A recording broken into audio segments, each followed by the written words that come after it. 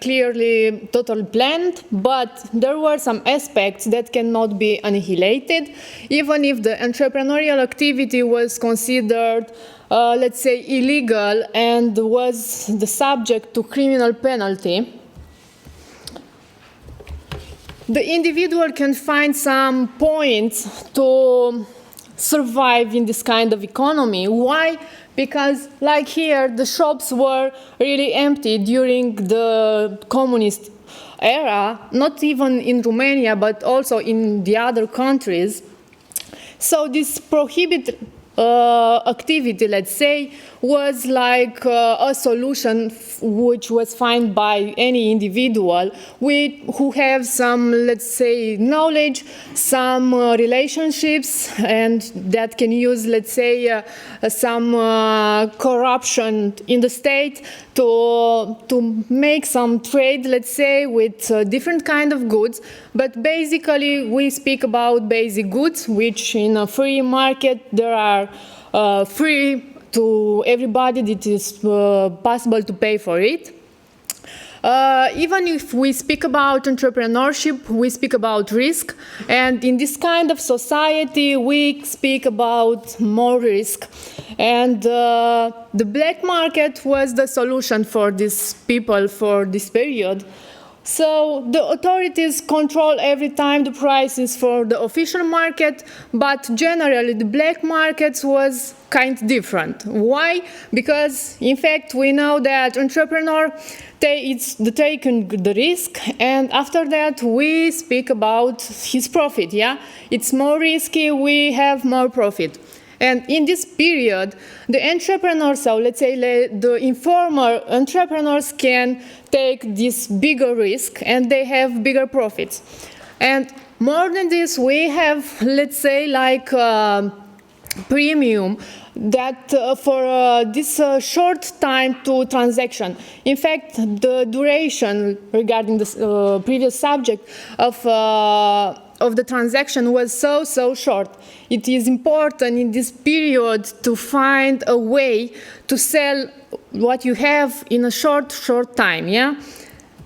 But informal entrepreneurship was, let's say, a correction of the market, a planned market, which we know that it's a real mistake and it cannot work properly. Yeah, the authority cannot help the individual to find everything, cannot provide anything, and more than this, they cannot provide all the resources that the individual needs to produce, let's say, for their own plain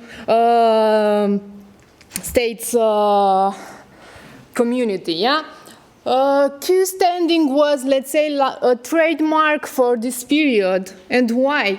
Because we have here an image that I think it's quite suggestive. People are waiting hours and hours to receive from the government meat, and not only meat, but also any kind of food and basic good. They are waiting for shoes and so on and so on. So the impossibility to purchase necessary goods was like a solution to find something else. What? Informal entrepreneurship. And here we have another example for Romanian market. Yeah, people are waiting for meat in this photo, and they are still waiting and so calm. So the time is not so.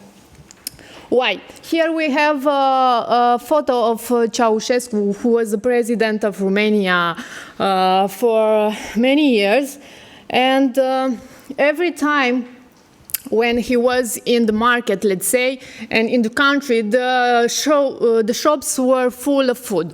Why? So this is like, let's say, like a paradox, because in fact, usually we cannot have things like this in a market. But the people who works, let's say, in a shop, planet shop, they have access and they can sell and resell all the goods. Informal entrepreneurship was based on previous experience, knowledge, and their contacts. Individuals can use their contacts to shop things. But it was a price, a different price. If you are agreed to pay more and more for your good, you should pay. So Besançon said that if you agree to pay a lot for something, you can buy it, no matter from where, you can achieve it. So this kind of, let's say, society has some problems, and we know it. The problem was what you can buy in a Soviet society. So you can buy anything if you are enough money to pay. So here we have some example for a Romanian country. And we can buy meat, coffee, canned cigarette, which was like another type of gold, also like coffee. I was shocked because I was not born in this period. And when my grandparents told me, okay, this is an amazing thing to have canned cigarette or coffee, I was okay, but for me this is usual, So it's not so, let's say, something strange here, Jeans also, soap and so on. And one of the main, let's say, source of this one to buy these things was, of course, a trip outside the border.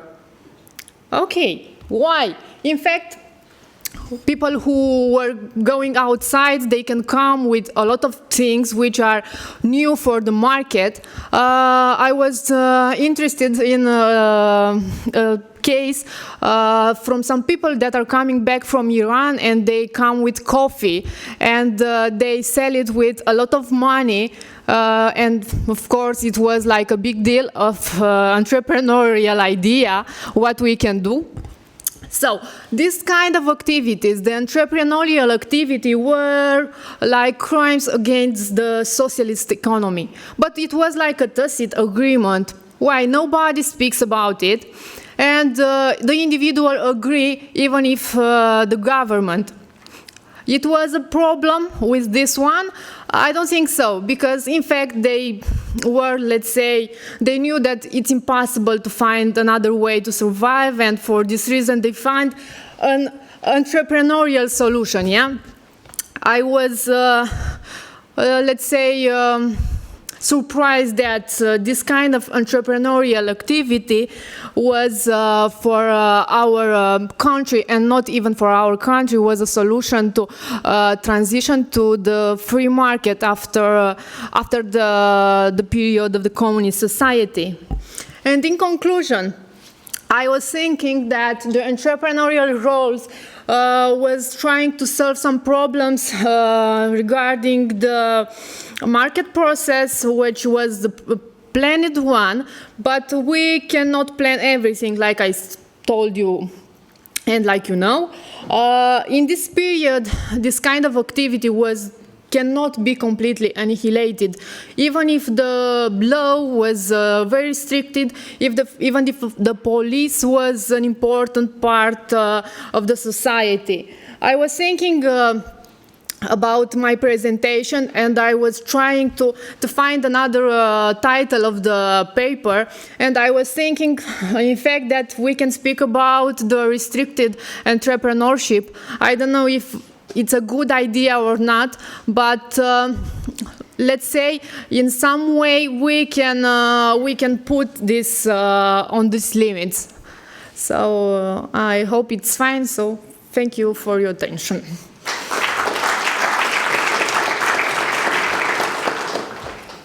Thank you very much to Mrs. Lungu, apparently a student at the University of Iași in Romania, right? Yep. So now, please, if anybody wants to table any question, she will answer.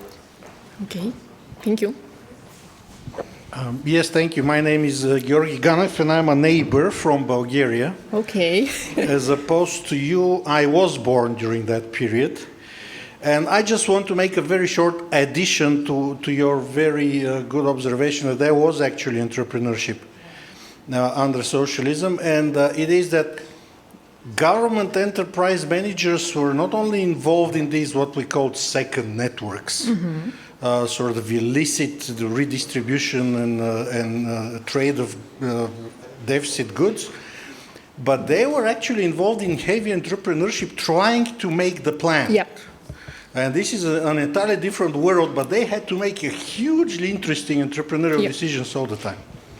It was like a complementary activity. I know, I was reading about it, yeah. For solve the problem of the plan, they are using this one. Thank you.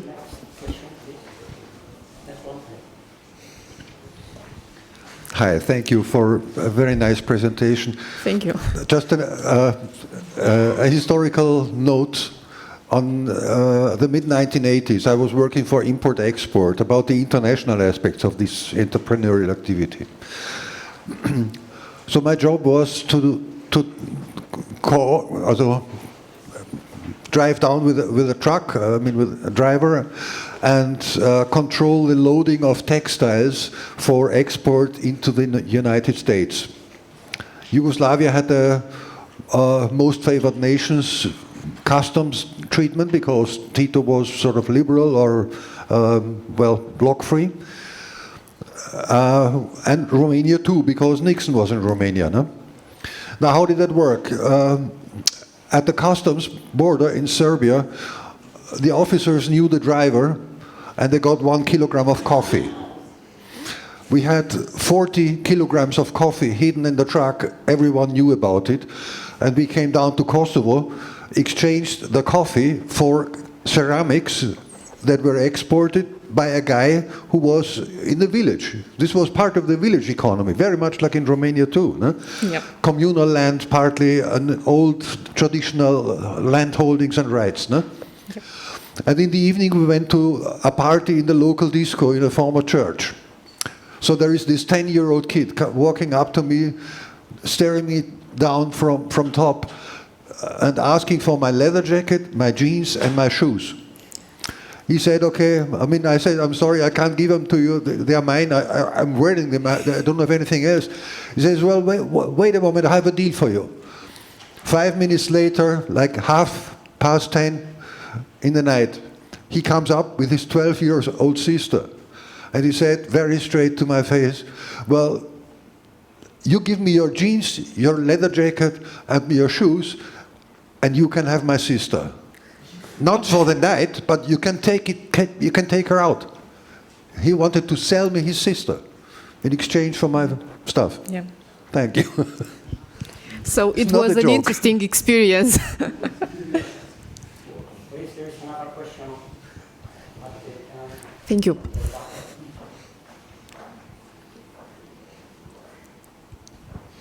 Hello, I'm Pavel. I'm from Slovakia, so I'm the same patient as you, from Eastern Europe. And I wanted to ask if there was a usual that the police was holding people when the Ceausescu went somewhere for a visit, and the shops were full of goods. And in the moment when Ceausescu left, there was a run to the shops and buy everything and fight for the goods. Was it usual in Romania? It was not like this. In fact, after the Ceausescu's visit, everything was closed, so nobody can do anything. Yeah, you cannot buy anything. But you can buy it from the black market, because in fact, all the sellers use it for the black market. Thank you. Okay, so thank you very much for your very interesting presentation. Thank you so much. Thank you.